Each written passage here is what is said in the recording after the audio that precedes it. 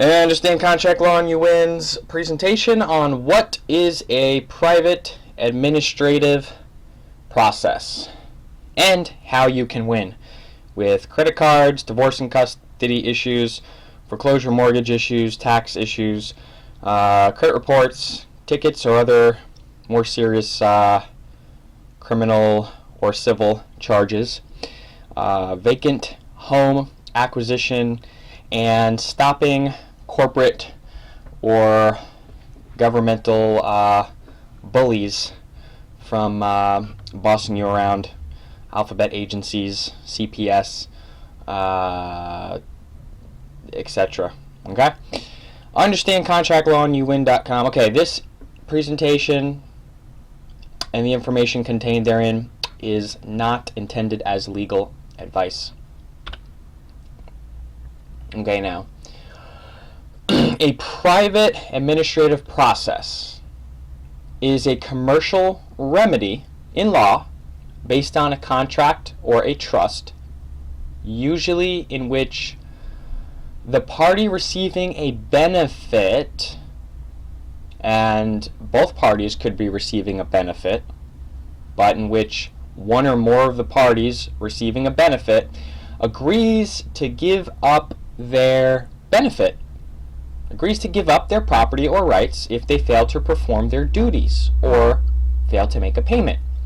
The terms of those rights are in the contract or the indenture, but usually include the creditor, if there's money being extended or a benefit being extended,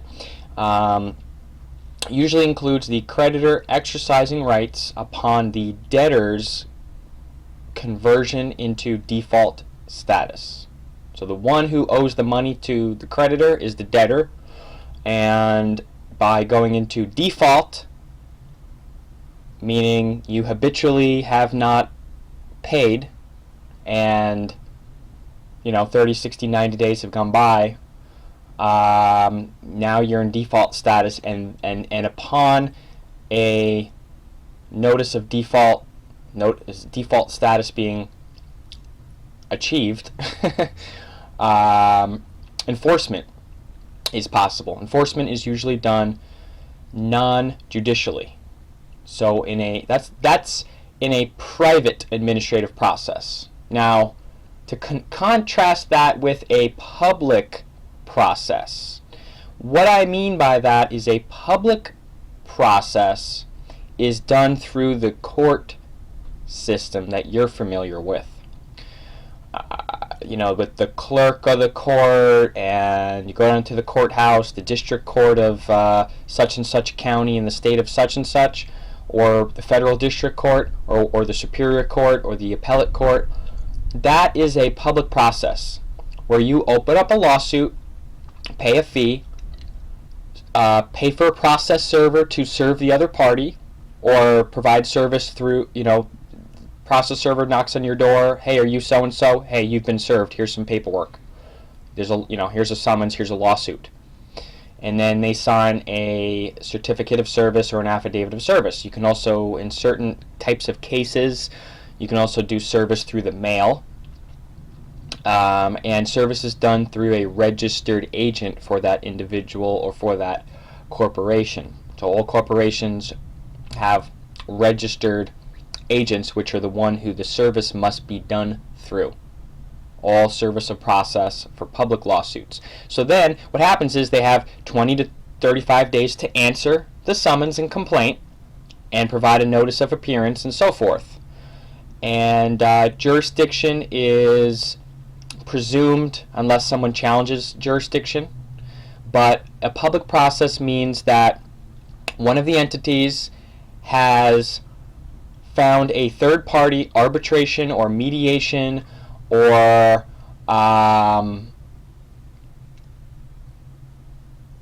judicial third party to judge and determine and administer the facts and the law.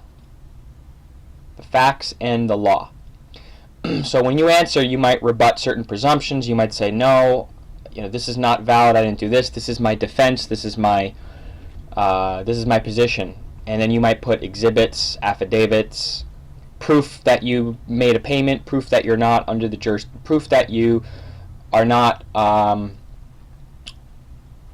non-performing, or proof that you have performed, or proof that you never signed this contract, or proof that, whatever. So whatever your defense is, you're going back to that third-party court, arbitration, mediation. Think about it as a third-party mediation company. And if both parties agree to go through third-party arbitration mediation company, then that court, the clerk, the judge, their whole procedure, and they're being appointed as the one to determine the facts and the law and issuing a decision and order. And then both parties are going to file their, the original complaint and the answer, possibly an answer and a counter complaint, a counterclaim, and they're going to go back and forth asserting their position into the court and filing motions for discovery of the facts, possibly going to trial, possibly having a summary judgment, and having a court eventually issue an order. That's a public administrative process. Okay, so this presentation is on a private administrative process. I assume we will be doing some public process webinars coming up as well. But let's do the private administrative process because it's the one that people are, right now very concerned about learning about and learning how to do. So here's some examples of private administrative process. Okay, private administrative process again. There's no court, there's no third party arbitration, there's no court action in the way that you're familiar with what a court is. Okay? So here's some examples that you're probably familiar with. Car repossession. Okay? When you fall behind on your monthly car payments, if you financed a car, if you didn't pay for it outright, and you put money down and you're going to make payments over the next few years to pay it off, that agreement that you signed with the bank gave them the right, you granted them the right to repossess and take the car if you fell behind for 2, 3, 4 months, whatever it is. They did not need to go to court. They did not need to file anything with any court or get a judge to sign on anything. Okay? So that's in a car repossession. Traffic. Suspension of your driver's license. Easy example is you do not respond to a ticket. You do not plead guilty or not guilty. You don't send it in. They send you a notice months later. Notice of suspension of license. Your license will be suspended as of this date. It's not immediately suspended, but they send you a second notice saying you have to pay it or you have to cure your fault of not responding. Otherwise, your license will be suspended. They did not need a judge to sign that. It's an administrative. It's a private administrative process. IRS or tax agencies, if they assess a tax, if there hasn't been a tax paid and they assess it and they try collections and they go to the next step, they might send a notice of intent to levy and just levy the funds from your bank account. They do not go to court. They do not take you to court. They don't serve you with a lawsuit. They don't take you to court. There's no trial. There's no nothing. It's a private administrative process. Foreclosure in a deed of trust state. So there are judicial foreclosure states and non-judicial foreclosure states. Examples of a judicial foreclosure state is New York, Florida, Illinois. Examples of a non-judicial or deed of trust state is California and Tennessee. So in those states, in judicial states, they have to do a public process in court. In deed of trust states like California, they do not need to take you to court to sell your home. They file a notice of default at the county recorder, and then they can just sell your house from there. Now, all these things I discussed in these 4 examples here, the rights that are being enforced, they're all based on the contract. And they're all based on you receiving a benefit. Okay? So, if you don't want these privileges and property taken away from you, either pay for your car outright, don't owe taxes or pay all your taxes, or pay for your house outright. Okay? Easier said than done, I know. And don't ask permission. You know, I could also put on here suspension of your doctor's license. You know, doctor's license, chiropractic, acupuncture license, massage license, any license permission you need to have a license from the state that you're a certified, you know, medical doctor or attorney or whatever, having your license to practice law. All those things can be suspended or terminated through a private administrative process. And so my whole position might be, or my question to you might be, do you really need to depend on these entities? Do we need to depend on the banks, the financial institutions, the state licensing boards in order to operate? Do you really need permission? Do you really need these things? I could also throw on here the taking of your children from you. Child Protection Services can take your children from you without a lawsuit. Okay, so that's another good example I could throw on here. Let me write that down and add it into the slides. I'm going to spend a lot of time on this first slide here because this is the foundation. You know, don't register the birth of your children with the state. Don't give the state the title to your children, and then you do not allow them to come back and take their children from you in a private administrative process. Okay? Don't ask for permission for all these things, and then you won't have those benefits taken away from you. Fend for yourself, and build your own infrastructure where you're not dependent upon these other entities. That is one way to prevent these things from being taken away from you, is to just buy them yourself and learn to operate in the world a little bit differently. And I know that's easier said than done, and a lot of people on this presentation might not know how to do that, but that's kind of like what we teach. Here's some other examples in here. Becoming a tenant. These examples they're a little bit in a separate category. I wouldn't call them private administrative processes in the same way as the top 4 bullet points are. Completely, they're a little bit different, but just to give you the idea and the concept, which I'm trying to drill home here. What gives you the legal right to possess a piece of property? Okay, there's one document that you have, an agreement, and you have this document which memorializes the agreement. You have a lease agreement. There's no public record anywhere that you have the right to live there. It's a private agreement between the tenant and the landlord. If someone were to go look up at the county recorder, your name wouldn't be on there at all. So probably the landlord is on the mortgage if he's still paying a mortgage, and then he's leasing the property to you and giving you the right to live there. And I ask you, what gives you the right to be there and it not be trespassing? A signed document.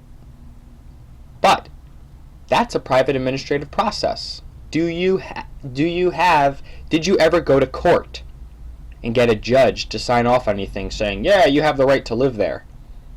No, you just signed a contract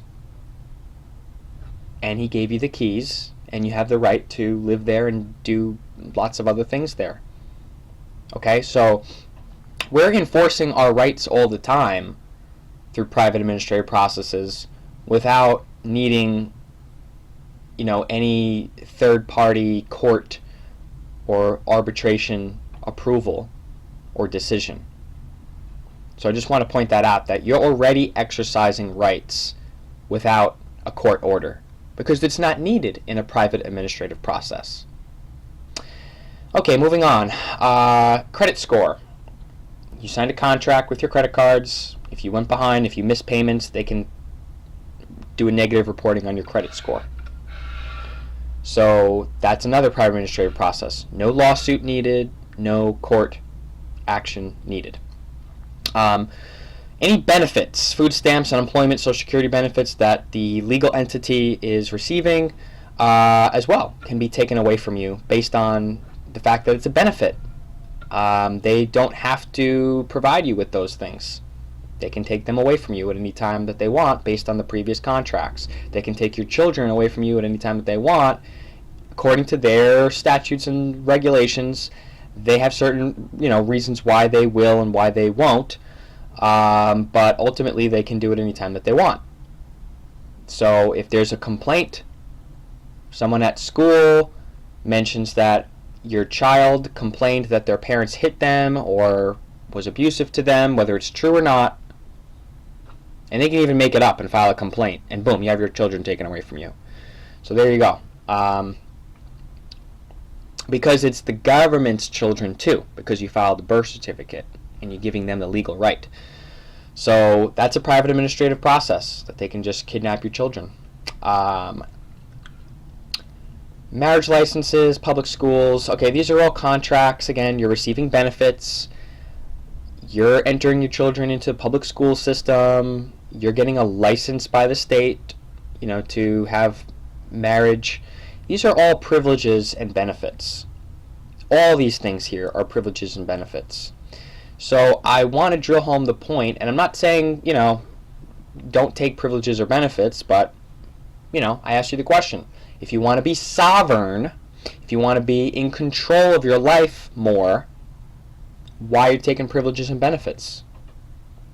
Okay? So be okay with people bitch slapping you around and taking away your privileges and benefits according to the terms that you agreed to and signed on to and the contracts that you entered into, if you are going to take those privileges or benefits. That's just the bottom line. And I would petition you to consider designing a life and designing a family, or building families and communities and the world on a larger scale where people don't depend on state agencies and the government and Federal Reserve, central bank financing institutions to give them permission to do things or to get lines of credit or to have business licenses and things like this. It starts with you, and then you extend to your family, your friends, your community, your country, and the world. It's a work in progress. It's easier said than done, but I think the world would be a better place if people were not dependent upon, Social Security to survive or unemployment to survive. So just something else to consider on a larger scale, helping to transform the way that people become independent. A lot of people on this webinar, you're probably interested in learning how to, quote, become sovereign, but other people being sovereign has a ricochet effect. Look at all the third world countries. They're not sovereign, and even the first world countries too. The United States is not sovereign. Isn't 20% of our debt owned by China, and the rest by the Federal Reserve owners? So in the third world, all these countries in Africa are in debt and to the World Bank, and the International Monetary Fund goes in and changes all their country's policies and reduces the standard of living and takes away all the benefits that people get and reduces the value of the whole economy and everything like that, because the countries entered into an agreement with the World Bank saying, if you give us a loan, we will let you change all our country's policies, and it affects the people. So this is happening all around the world, where most of the countries and most of the people of the world are dependent upon the banks, are dependent upon the governments. And do we need to change that? Maybe, maybe not, just a question. So kind of like moving on to where your intention is. You've got your own problem. You're probably on this webinar maybe because you have one of these problems, but extend that out to the world. The whole world is not sovereign. People and countries and communities and countries are dependent on others, and it makes them enslaved, and it makes them have a lower quality standard of life. So if we could teach individuals and communities to become independent and sovereign and fend for themselves and not be dependent upon others, then people have the ability to have a higher quality of life, I believe. Anyways, on to the next slide. The private administrative process is based on contract law.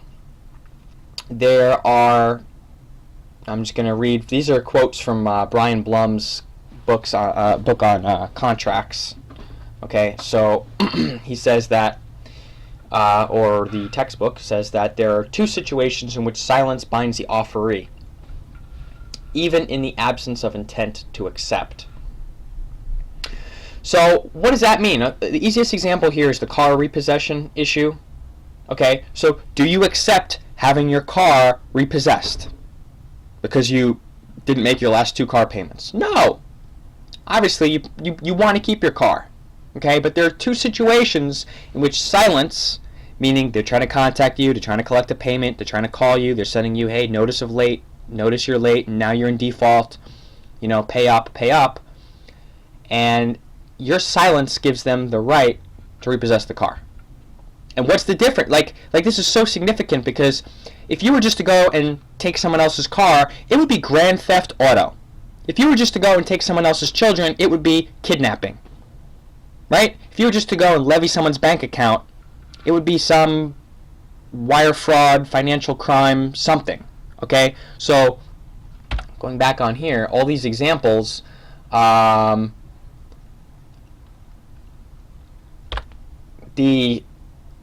difference between it being grand theft auto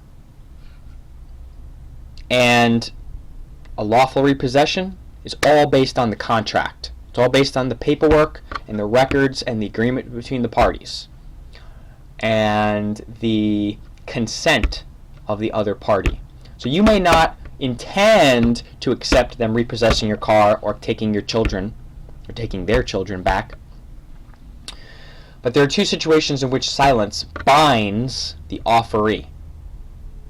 First, silence operates as acceptance. If the offerer, the one making the offer, proffers property or services with the offer, and the offeree, having a reasonable opportunity to return or refuse them, exercises ownership rights over the property or accepts the benefit of the service. You go into a restaurant, you sit down, you order food on the menu, you eat and drink the food. You had a reasonable opportunity to return or refuse the services of the sitting in the restaurant, sitting in the chair, ordering the food, eating the food, drinking the drink, and you did not. You had a reasonable opportunity to return or refuse the food. You also exercised ownership rights over the property and or accepted the benefit of the service. So when you go into a restaurant and order food, you're agreeing to the contract that you are going to pay for the food before you leave. If you go into a restaurant and you eat all the food and you walk out and leave without paying for it, you broke the law and you can be arrested. So contracts don't need to be in writing. That's a really clear example. But when you're dealing with things like repossessing people's cars, you want to make sure you're not committing grand theft auto and you have some documentation that can back it up. And when you're the state and you don't want to be accused of kidnapping, you want to have a birth certificate and some other documents in place and a complaint and an affidavit and so forth in place to show that you confiscated the children lawfully. Okay, same thing. IRS wants to make sure they have ample paperwork to document that the levying of the funds from your bank account was done lawfully. And so again, your silence operates as acceptance when there's a duty. Let's go to the next one. When there's a duty to speak or respond, silence or inaction can be deemed as acceptance. Only in those narrow circumstances where there's a duty to speak or respond. So what they're saying is generally you can't get a contract by silence. But in the narrow circumstances where there is a duty to speak or respond, you can. You can. Silence or inaction can be deemed as acceptance.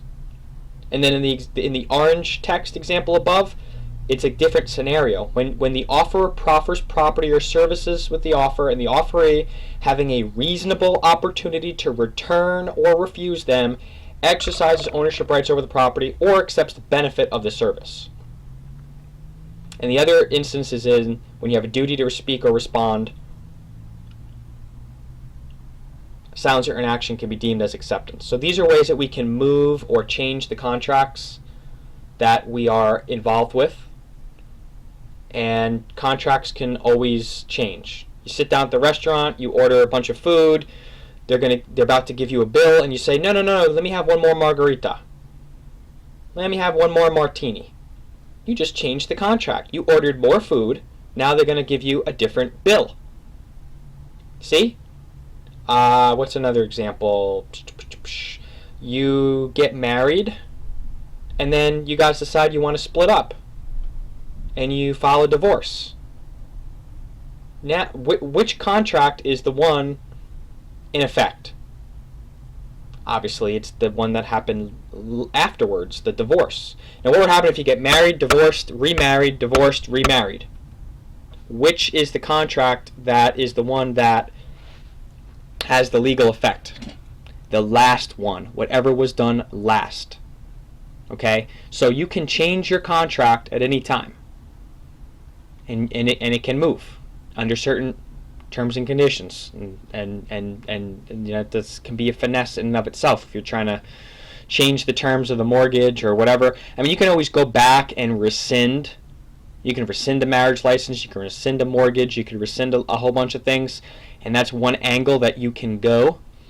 It can be more challenging. There's a variety of different strategies that that can be done to change some of the contracts that you do not want to be involved with anymore.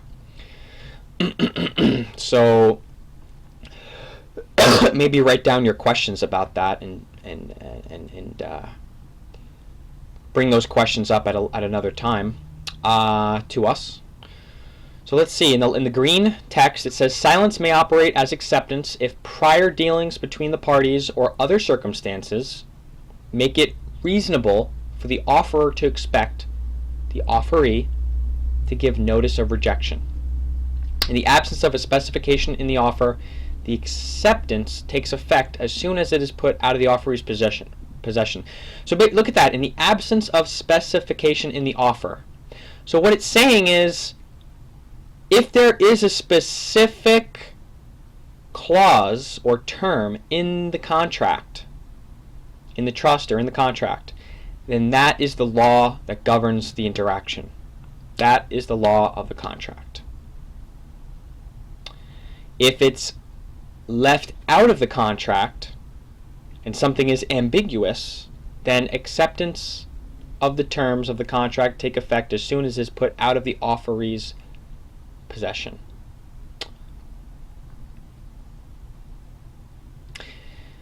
Okay. let me give an example here with, okay, silence may operate as acceptance if prior dealings between the parties or other circumstances make it reasonable for the offerer to expect the offeree give notice of rejection. What might be other circumstances? What might be other circumstances? Let's say that there's a vacant, an abandoned home in your community, and you send a notice of intent to mow the lawn and build a fence around the swimming pool that has no fence around it, and fix some other things around the house because it's a danger to the community. I mean, you got an open swimming pool here. Kids or dogs or animals can just, someone can be walking around on the property and fall into the pool and drown and kill themselves. So, hey, I'd like to go on your property with your permission and build a fence around the swimming pool. Okay, or build a new fence around the swimming pool because the old one is all dilapidated and might fall apart at any time. And I'm going to mow the lawn because there's going to be fleas and there's going to be bugs, and it's lowering the property values because the house is falling apart. I want to paint the side of the house because it's lowering the property values.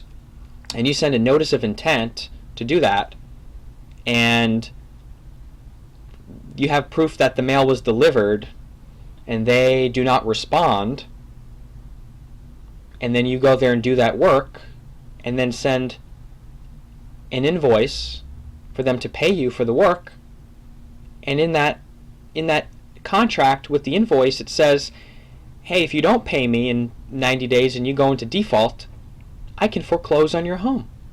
That's a non-judicial foreclosure. The IRS does it, the banks do it in deed of trust states, non-judicial states, and you can do it too. So the goal of this is to level the playing field and to teach people how to use contract law and rights that corporations and tax agencies and governments have been doing to you all along and been doing to the people their whole life. It's a level playing field. You just don't know how to enforce a private administrative process or how to create one. And that's the point of this webinar. So that was just one example. Let's read this here. Learning more about the contract that needs to be in place in the private administrative process. If acceptance by mail is permissible, acceptance occurs as soon as the offeree deposits a properly stamped and addressed acceptance in the mailbox. If acceptance by mail is permissible. Well, how is acceptance by mail? Okay, obviously, making your car payment, paying your mortgage, acceptance by mail is permissible. You can make your monthly payments, write a check, put it in an envelope, put a stamp on it, and send it off in the mail. Okay? The burden is on the offeree to prove proper dispatch. So the offeree should make a good record of the mailing to avoid evidentiary problems. The offeree must also ensure that the letter is correctly addressed, stamped, and otherwise properly prepared for delivery. Provided that the acceptance was properly mailed before lapse of the offer, it does not matter that it was received after the offer terminated or was never received at all. So basically what that means is if your monthly car payment is due on the 1st of the month and you put the check in the mail on the 1st of the month and put a stamp on it and put it in the outgoing mail, you made your car payment on time. The company cannot charge you a late fee because they got the check 3 days later. The date that you put it in the mail is the legal date. It's called the Mailbox Rule. If you see the bottom here in the green, jump down to the green text, the quote Mailbox Rule applies only to acceptances. So are they accepting your payment for the month of June or whatever? There you go. So the Mailbox Rule, putting it in the mail on the date, is the legal date. Technically, they can't charge you a late fee. They will do that anyway because you don't know the law and you don't challenge it. But, I've sent many of my payments in, the date it was due, I dropped it in the mail, and they weren't able to charge a late fee because I spoke with them on the phone and I explained to them the Mailbox Rule. Talk to the supervisor. If you know more about the law than they know, or if you sound like it, they're likely to drop the late fee. A rejection or counteroffer sent by the offeree and a revocation sent by the offerer is effective only on receipt. So the date that that goes into effect is the day that it was delivered to them. Okay, so mailbox rule applies only to acceptances. So if you look at what I underlined up there in the yellow, the burden is on the offeree to prove proper dispatch. So when you're dealing with situations like this, like I said, it's a very fine line between picking up your kids from school or being accused of kidnapping someone else's kids. It's a very fine line between grand theft auto and a lawful repossession of your car. So you want to create paperwork and records and, self-authenticating evidence. Certified mail receipts, registered mail receipts, proof of delivery, affidavits of service and affidavits of non-response, and copies. Every document that you sign should be copied, and should be copied. In some instances, you may want them to be copied by a third-party custodian of records, not so that you make your own photocopies of what you say you mailed. So the big difference is, this is telling you in the yellow font on this page, this is telling you want to have proof that it was properly addressed, stamped, otherwise prepared for delivery, to have a good record to avoid evidentiary problems, okay? Meaning if somebody brings it up later and says, well, no, you stole my car, you want to have proof that they entered into agreement that gave you the right to repossess their car if they didn't make the payments, okay? So you want to have that contract and then the time that you sent the notices of default, if you're a finance company, right? You want to have all those records. You don't just want to have, I have a certified mail receipt. You want to have proof that it was mailed, but also proof of what was put into the envelope that was mailed. The signed copies, the notarized copies. Okay? So I see people that have copies of things that they mailed on their computer, they print it out, they sign it, and they never make a copy of it after they sign it and notarize it. You always got to make a copy of it after you sign it and notarize it, and then mail it, have your tracking number, have your copies, have your mail receipts and things back. And if this is all being done through a custodian of records that keeps these kinds of records in their normal course of business dealings, now you've got self-authenticating evidence according to the federal and state rules of evidence that is beyond a reasonable doubt. The ball's in your court. You've got all your evidence together that supports you. So you've got everything in place to prove. It's kind of like saying, well, I have a witness on standby. If someone says, I don't have a contract, I don't have the right to levy this person's bank account, repossess this person's car, pick up this kid, whatever. You want to have paperwork in place. But you want to have someone else who also looked at the paperwork and mailed it for you that will go to court and testify for you if it ever comes into question. Yes, I have copies of these on my file, in my file drawer, in my place of business. I brought them with me. Here's the paperwork that I was, asked to make copies of, put in an envelope, seal, bring it to the post office and mail, and here you go. And now you bring that into a courtroom.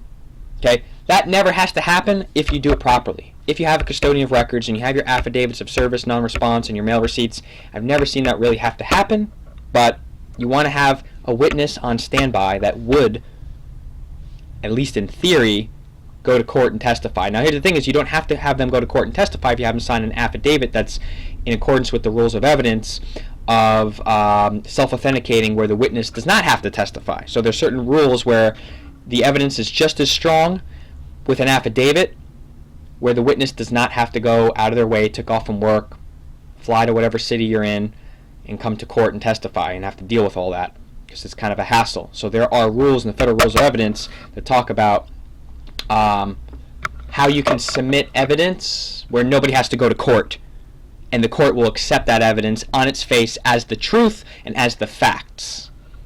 Okay, and we'll get into that a little later.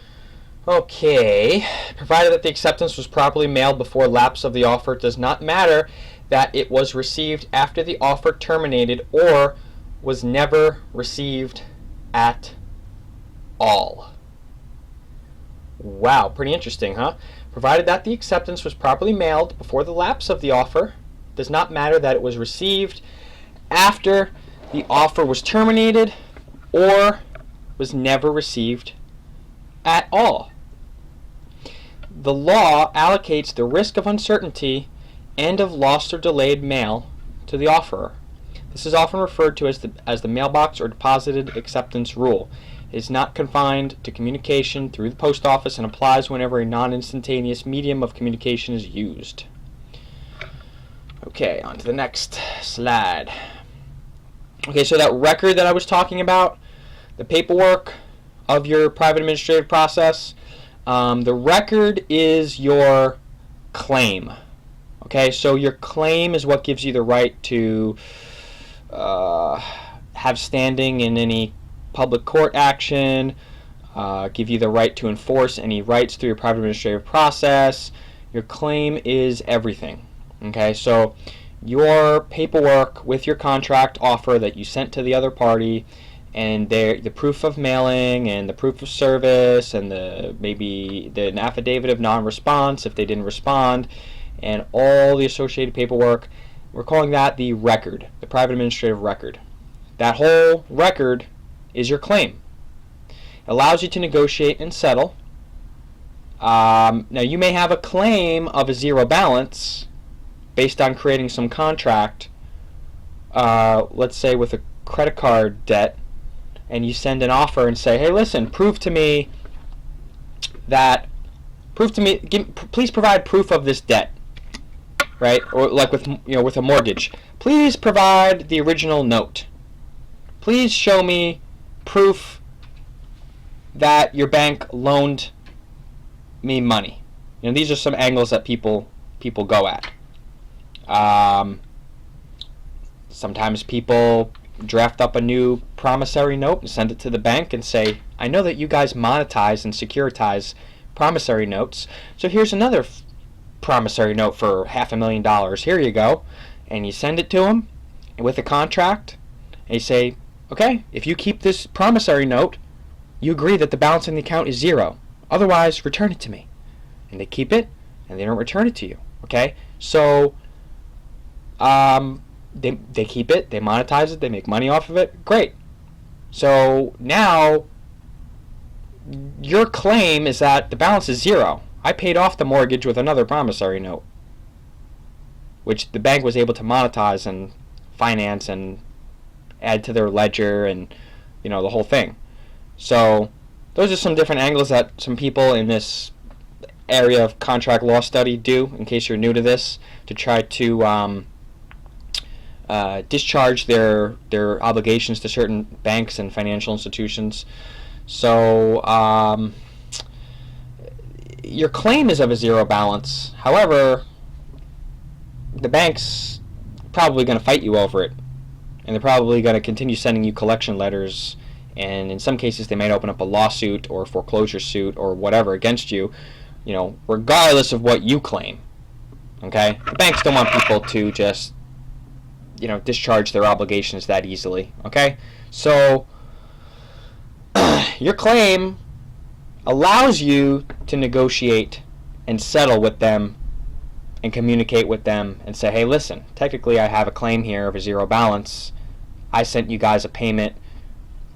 You guys kept it, yada, yada, yada. You guys had an opportunity to respond and you didn't. So really, I don't owe you anything anymore, but let's negotiate and settle. What if you agree to what if I agree to sign a modification agreement where you cut down the principal on my mortgage by 50% and cut down the interest by 50%? I would agree to sign that. Even though I really don't owe you anything anymore, I'll agree to that, and you must dismiss this, we must agree to dismiss this court case. So that might be an angle. If you're not that confident and you're getting some action, you might a lot of people are very adamant about being right and about I don't owe the bank anything anymore and blah, blah, blah, blah. And if you're good at contract law, you can win.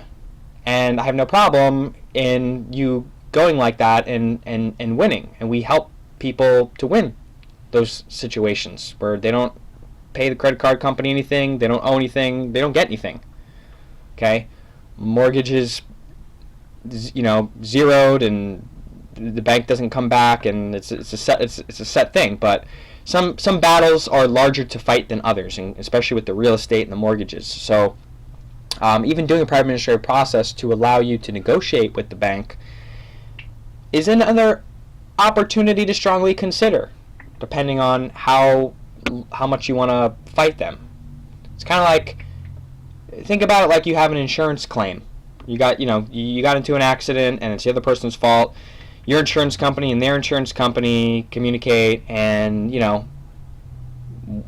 got a claim for $3,000 in damages to your car, and the insurance company is negotiating that with the other company, and they come to an agreement that they can both sign on to and acknowledge.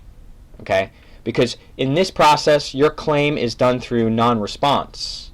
So unless you know a lot about enforcement and about the law, you might want to be open in certain situations to negotiating. Or maybe not. The next bullet point, keep your private record to assert your claim, okay, of a zero balance, or of that you have the highest claim over your children and nobody else can possess and take your children. You've got a claim for, what other examples? I don't know, a claim that there's no more taxes owed, whatever the case may be. So you need to keep your record to assert your claim, in case it's ever brought up into question. And how you enforce your claim, or how you would assert your claim in court if there isn't a public action. If you opened up a lawsuit or they opened up a lawsuit regarding this matter, the entire private record could or should be sent to the judge in chambers marked private and confidential, because it's a private record.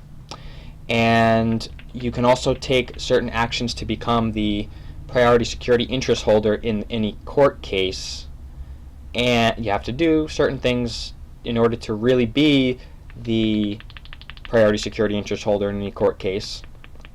And then you would give the court notice that you might file it on the notice of that on a UCC-1, and let the court know and let the other party know, hey, I'm the priority security interest holder in this court case, so any proceeds that are collected, from this case have to be paid to me. So that's what that means. And then, again, you would conditionally accept the proceedings.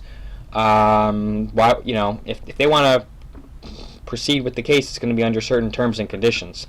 That my claim is the fact and the truth, no balance is due on this account, and I'm the priority security interest holder in this court case. Boom. Another thing you could do with your record is file an abstract at the county recorder or miscellaneous case index file, or on a UCC-1 non-UCC filing notice, and at the International Commercial or at the International Commercial Registry. This is creating a public record. So this is like in a non-judicial state, how they file a notice of default at the county recorder. Or think of another example. Yeah, before they sell your home in California in a non-judicial foreclosure state, they file a notice of default at the county recorder, just so that there is some public record of the private process. So when you do a private process, you might want to put an abstract of your notice of default in one of those places. County recorder, miscellaneous case file, federal or state court, UCC-1, International Commercial Registry. Those are 4 examples of where you can do that. And your private administrative record can be sent to credit reporting agencies to remove negative items.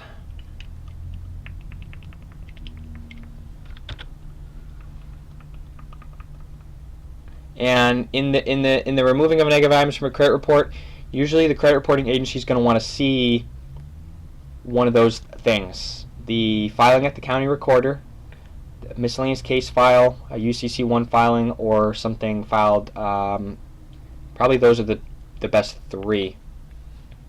You might want to do more than one of them, and then just bring back to the credit report open up a dispute with the credit reporting agencies and give them that public record, because they're going to look at the public record. They're going to look at that notice of the public record. Is going to move the credit reporting agencies to remove the items, not the private record. All right, memorandum of law in support of the private administrative process. He who does not deny admits. That's a maxim of law. And so that's just going back to the silence is acceptance principle. Look up that maxim on Google. And then the other big one here is Article 1, Section 10, Clause 1 of the Constitution of the U.S. Constitution. No state shall enter into any treaty, alliance, or confederation, grant letters of marque and reprisal, coin money, emit bills of credit, make anything but gold and silver coin a tender in payment of debts, pass any bill of attainder, ex post facto law, or law impairing the obligation of contracts, or grant any title of nobility. So basically it says the state shall not enter into any treaty, alliance, or confederation that impairs the obligation of contracts. So you have a right to contract.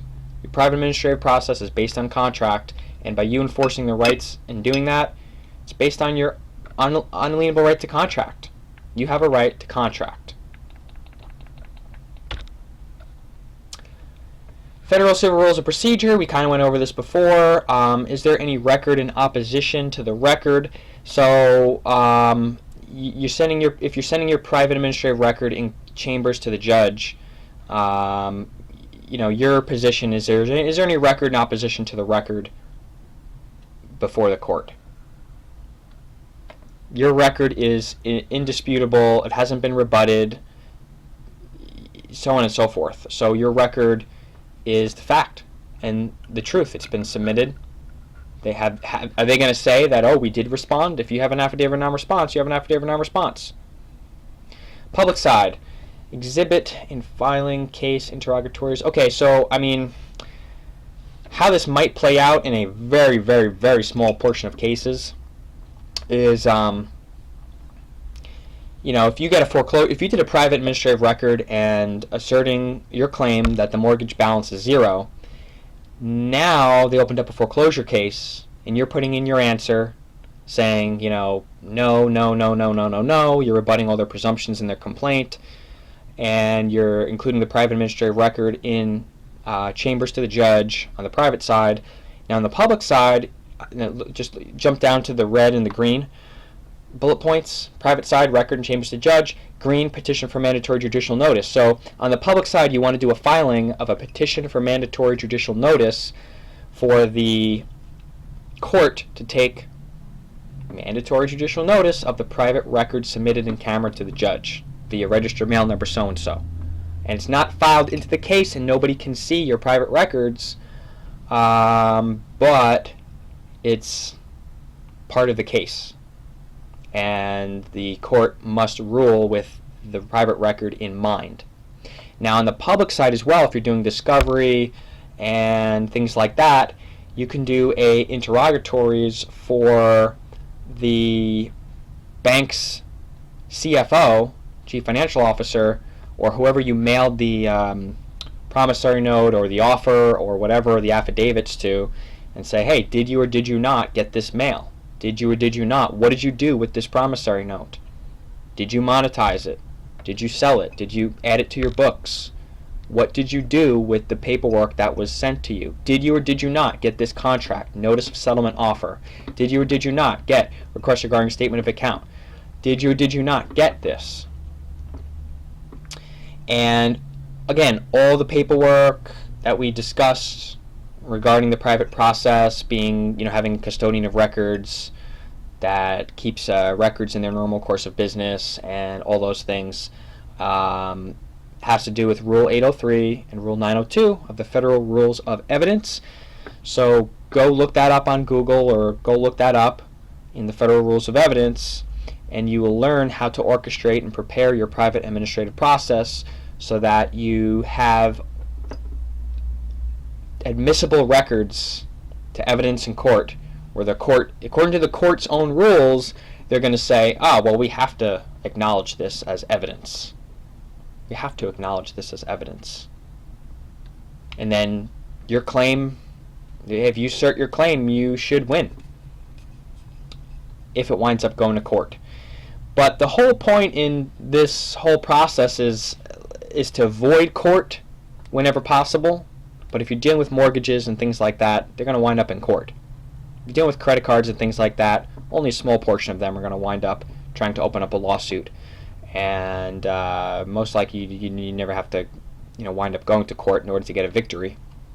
But if you look at the bottom here, it says in yellow, since the law is on your side, if you do all these things properly, to win in a court action, the PAP, private administrative process, can dissuade the other party from moving forward, initiating, or continuing an action, especially if it's for a low dollar amount. If it's for a credit card for only $5,000, $10,000, are they going to want to open up a suit against you? There's a credit card for $1,000. Are they going to want to open up a suit against you and waste their time, especially if they've seen that you're preparing your whole process, building up a record of evidence, using Rule 902, 803, and all these different things, that they're not going to be able to beat you. They're not going to be able to win. So in our experience, there are lots of cases that 90% of the time they just dissuade the other party from moving forward. They don't move forward.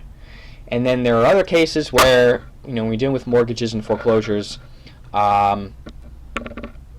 they will probably move forward anyway. And so you really need to have your records and paperwork and everything together so that you can defeat any foreclosure action. And then on top of that, you want to open, like, the best thing to do is for you, when you're done with your process, for you to open up an action.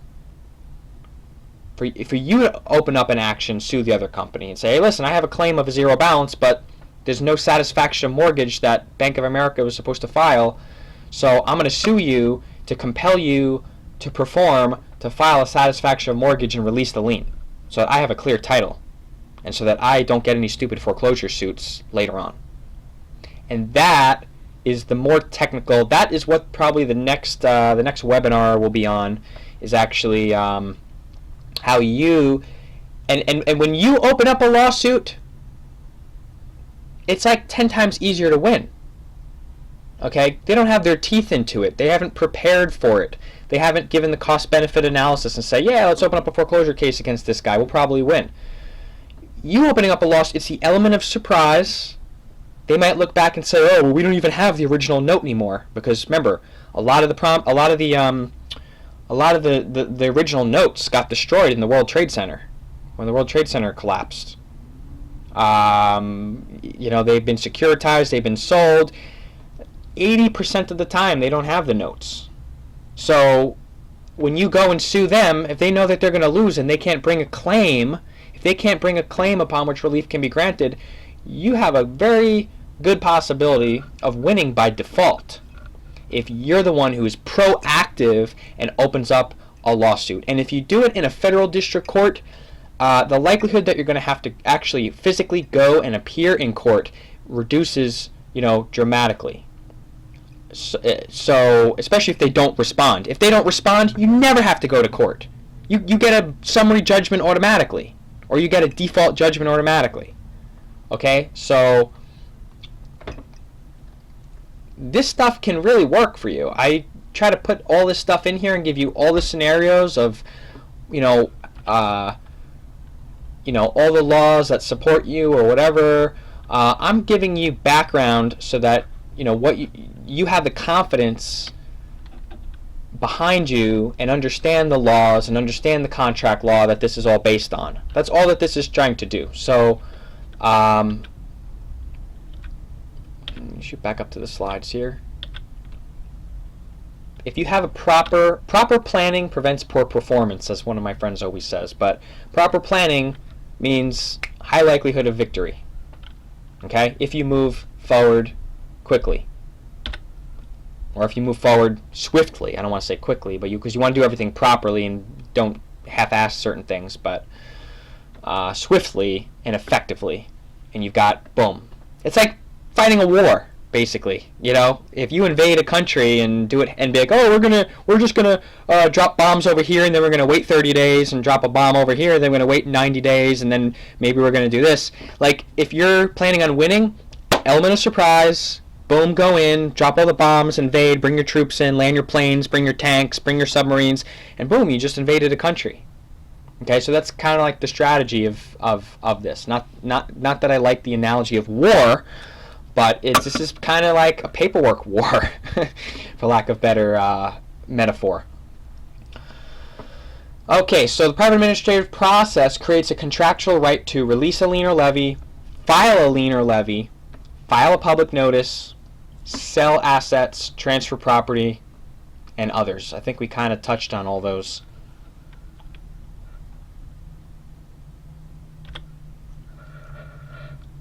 I mean, that's really what you want, right? You want your liens and levies to be released on a mortgage, on taxes, on different things like that, right?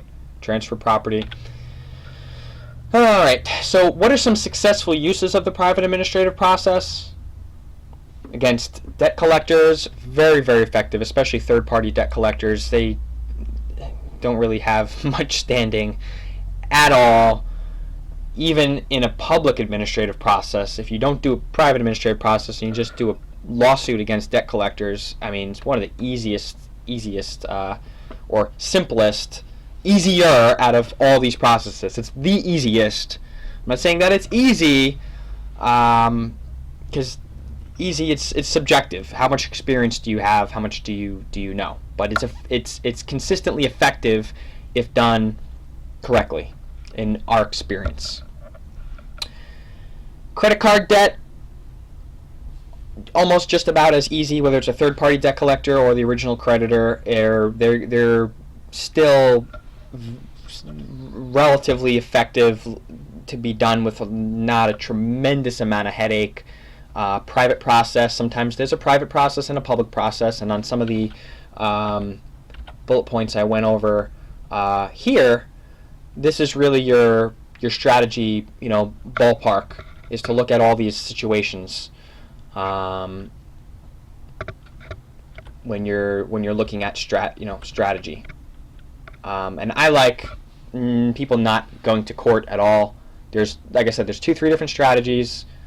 Dismiss it, conditional acceptance, becoming the priority security interest holder in the case.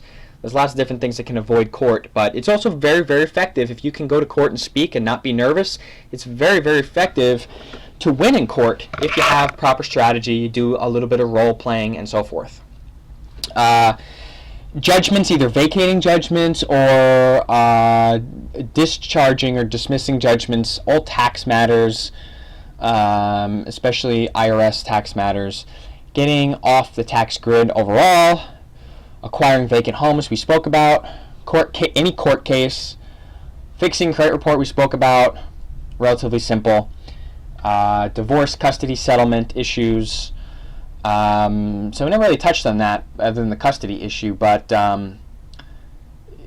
discharging your marriage license or doing a private administrative process leading up to a divorce can definitely be an effective way of influencing the terms of the divorce, the custody, the alimony, the splitting up of the assets.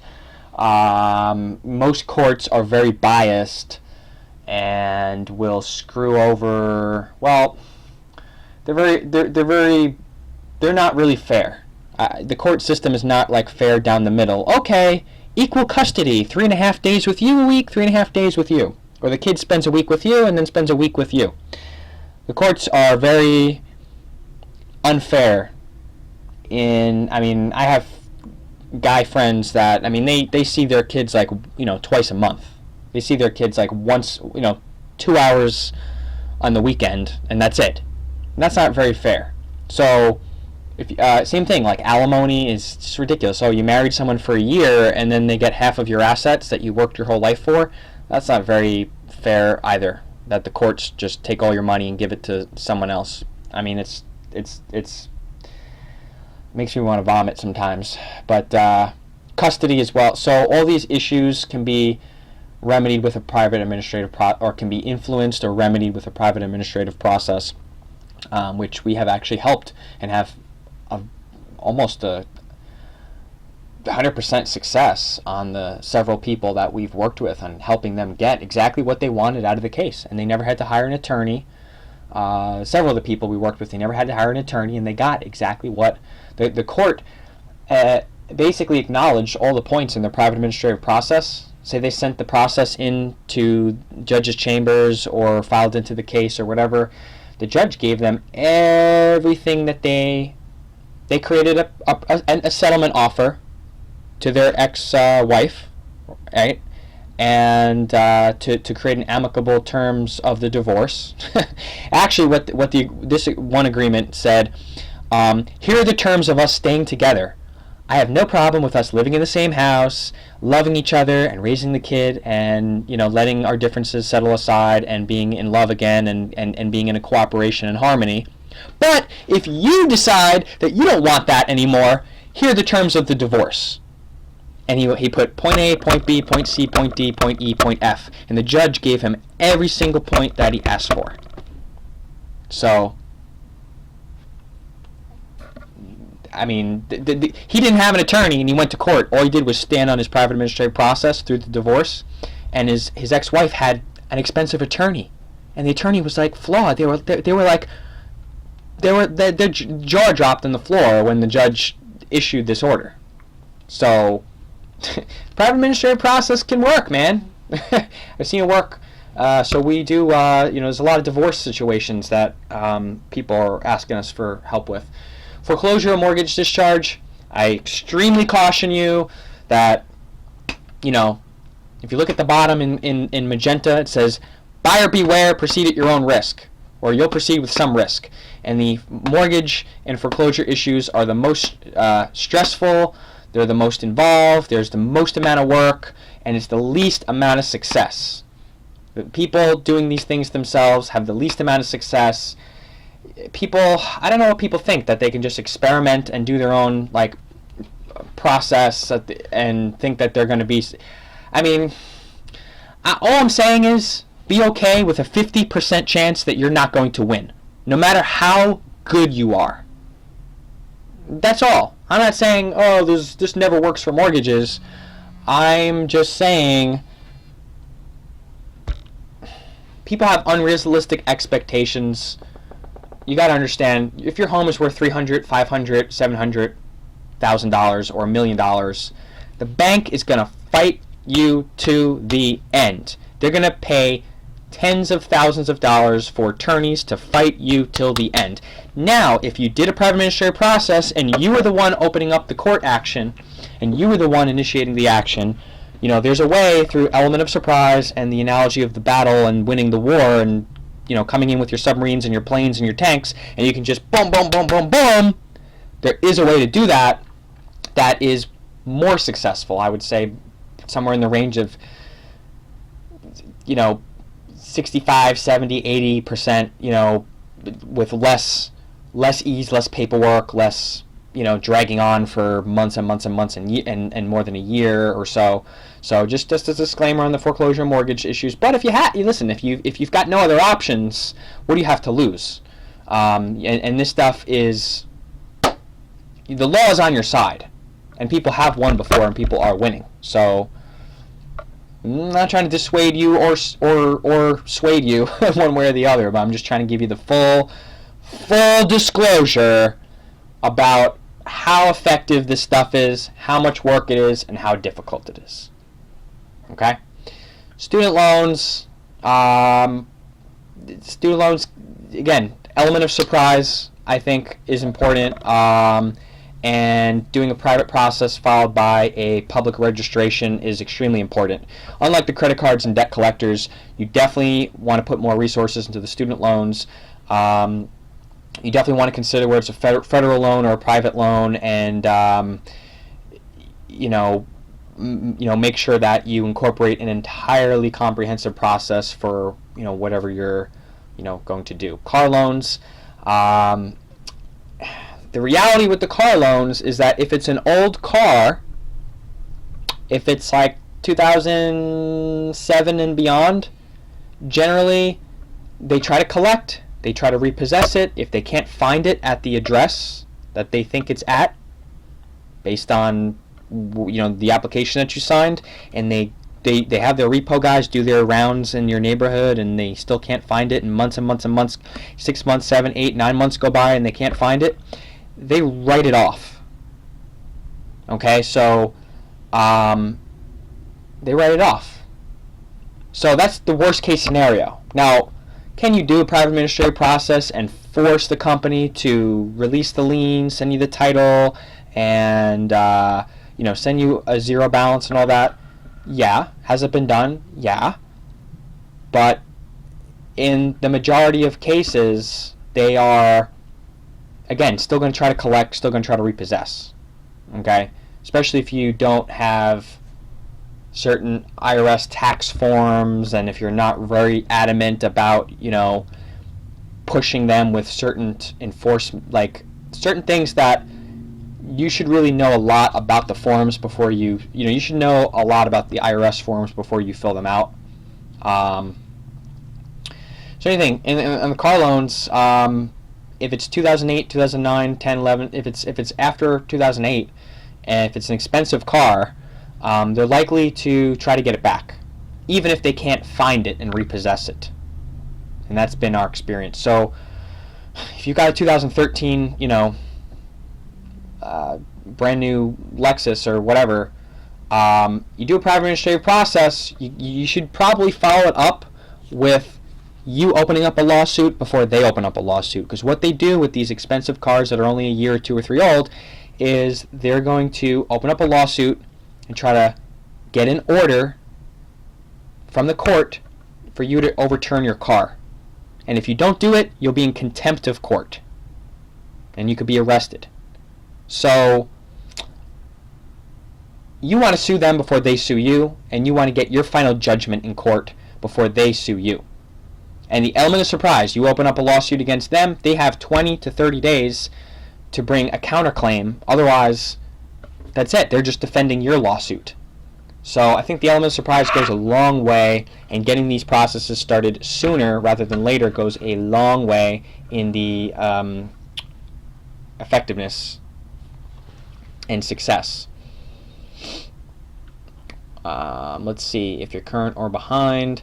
Yeah, those processes can be done if you're current or behind, and the quicker that you move forward, like if you're behind on your car payment by like 6, 7, 8, 9 months, and it's only and they're likely to open up a lawsuit to try to get you to overturn the car, it's not a great position to be in, because you should have started your process. If you're going to do this process, you should have started it like the month that you couldn't make your payment, that you decided that you were not going to make your payments anymore.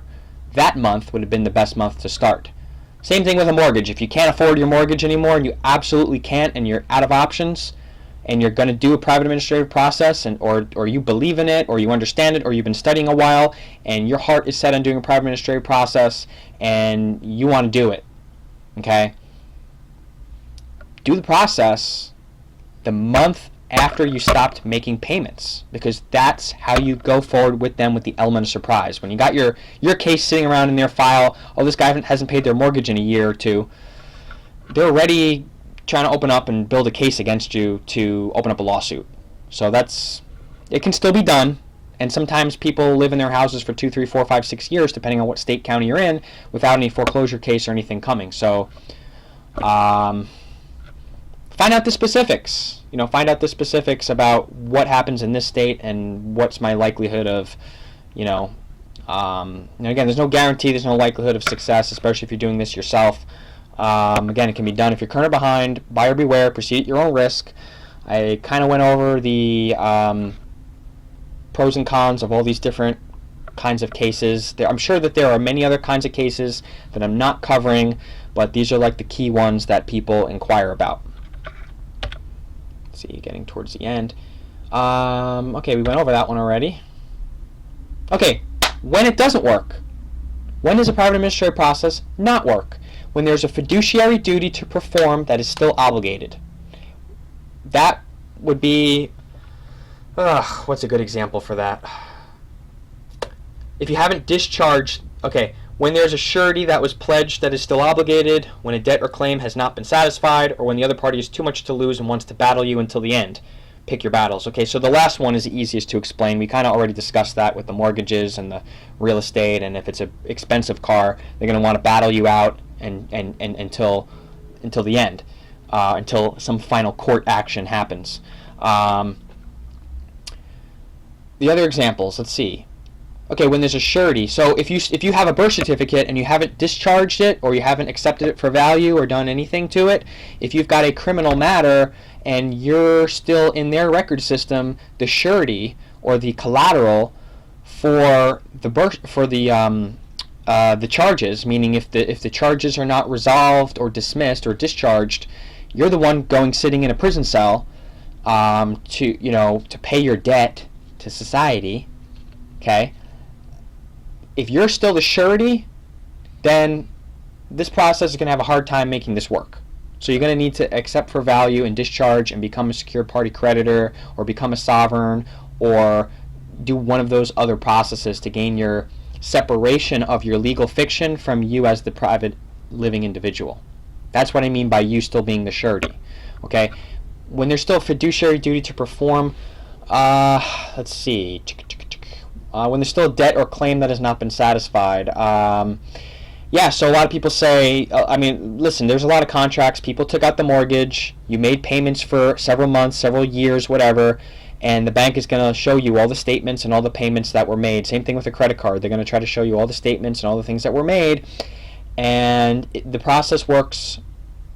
It puts you in a better position when you have discharged or attempting to discharge, like if you're accepting for value or sending a promissory note or a bond or whatever to set off and satisfy the debt, then you have better standing. You have better standing. At least that's one position on it. There are still people that are winning, arguing the bank never loaned me money. I mean, you can pick and choose whatever way you want, but in some instances, it's going to be more difficult if you go that route. When there's a fiduciary duty to perform, they're still obligated. What can I say about that? Paying child support.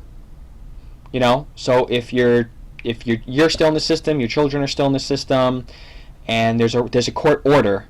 See, there you go. When there's a court order ordering you to make payments, you're going to need to use a lot more finesse to discharge that court order and all the other contracts that tie you, all the ties that bind you, so to speak. So these are some issues. Maybe this slide shouldn't be called when it doesn't work, but things that make it, other things to consider. Maybe it should say things to consider that you might have a little bit more difficulty. Okay, throwing this in there, possibilities. I'm not involved with any of these things. These are just some ideas that I'm throwing out there, and definitely make sure that you have a lot of experience with this before you even think about doing anything with this. But changing corporations' policies. So what's to say you can't create a private administrative process and use silence as acceptance to change some big corporations' policies? What if you were to make a purchase of stock for some corporation, ExxonMobil, Monsanto, big drug pharmaceutical companies, whatever, and if you were to enter into a contract with them through the mail, through silence, through acceptance, through whatever, through giving them a certificate, giving them an agreement that you signed to buy stock in the company, and putting terms and conditions on there saying, okay, I'll buy stock in your company, or I'll send you, I'll add you as a beneficial interest holder of my trust and give you dividends, monthly dividends of the trust's capital interest, let's say, meaning you're giving out dividends of the trust's like stock, and you're paying Monsanto every month, and by them accepting your payments and accepting the checks that you send them or the money orders that you send them, they agree to phase out all genetically modified organisms within the next 3 years. Or alternatively, agree to a court order to revoke their company charter and put them completely out of business. You know what I'm saying? So, like, there's some larger possibilities here to changing the world rather than your own particular, like, $3,000 tax debt, or, you got this, child support debt that's more expensive, and all these complaints that we get, people calling us. Like, if you learn private administrative processes, there's a lot of things that you can do with it to, and that's an experiment. I don't know anyone who's actually tried to, like, force a company to, change their, what they were doing by doing a private administrative process, but I could see it work. I don't see any reason why, at least according to the law, it wouldn't work. Now, they probably would fight you over it, but just an idea. There's a lot of possibilities. People are talking, like, there's so many people that contact us and they're like, oh, my mortgage, my foreclosure, blah, blah, blah, and it's less work to claim an abandoned house. It's less work to do the vacant home acquisition process than to spend the next 2 years fighting to save the house that that's being foreclosed right now. So all I'm trying to say is, like, pick your battles and look at with an open mind, okay? And next bullet point, easy example: creating contracts to cease fluoridation of water. Okay, so the same thing. Why not send certificates of capital interest or promissory note or whatever to the county or the state or whatever, and say, hey, by you keeping this, you agree to cease all fluoridation of the water, or alternatively, pay every homeowner, $100,000 a year so that they can buy expensive, distilling machines that take the fluoride out of our water, something like that. You know what I'm saying? I would make the terms reasonable. I would make. You don't want to. So many people contact us and they're like, "Oh, I want to go after this guy for $10 million and $100 million and $100 billion." Not going to work. You're not going to get any court to enforce that and allow that. You got to be reasonable with what you're doing here. Okay, be humble, be reasonable, and when it works out, you're going to be glad you didn't try to, quote, go after somebody for $100 million. And then my other little bullet point is here is, if you're concerned about fluoridation of the water or anything like that, why not secede your land and get your own water and, collect the rainwater and then distill the rainwater? I mean, that's just my own, like, why depend on the water coming through the pipes from the county and the town? Why not claim the land patent, take yourself off the property tax map and be completely seceded, and then the powers that be, so to speak, I don't want to call them the powers that be, but three-lettered private corporation agencies that walk around with, badges and doing different things are not allowed to step foot on your land if you've got the land patent. Lawfully, they're not allowed on your land. The only reason that CPS, Child Protection Services, etc., are allowed on your land, or even Internal Revenue Service knocking on your front door, right? The reason why they're all allowed on your land is because, or the police investigating, oh, we have a domestic violence phone call, blah, blah, blah. The reason why they can come up, knock on your door, do whatever they do, even search warrants, knocking in your door, all that stuff, searching for drugs, the reason they can do that is because they have the legal title. It's a contract. It's private administrative process can be done to discharge all that as well. That's another possibility I didn't put on the slide. Easy example, create an agreement. Okay, so this is just another example I already talked about. Create an agreement with, for example, Monsanto, to get them to agree to stop producing GMOs or terminate their patents or seeds, or alternatively, revoke the company charter. Just an idea. You could do the same thing with oil companies. Reducing the public debt possibility. So when you do private, in some instances, some of these processes have the effect of reducing the public debt. That's the tax issues and things like that. We need to reduce the public debt. We need to reduce the United States' debt. So that's a good thing. Stopping forced vaccines and chemotherapy. I think I talked about that with controlling, being the priority security interest holder over your own children.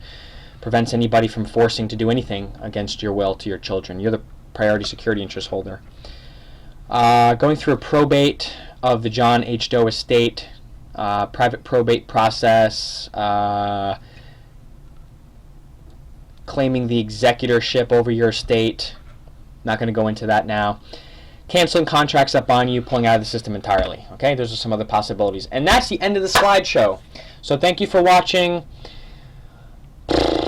I tried to go over as much detail as possible. Okay, an hour and 25 minutes. I tried to make it 20 or 30 minutes, but I just can't. There's just so much to talk about, and I really want to be comprehensive with these things. So thank you for watching. I hope that was a comprehensive overview of the private administrative process. I know we didn't get the time to actually pull up any documents, but there will be another video where we pull up documents, or on a consult you can have you can pull up some documents and actually see some of the documents that are used or so forth. So anyways, thanks for watching.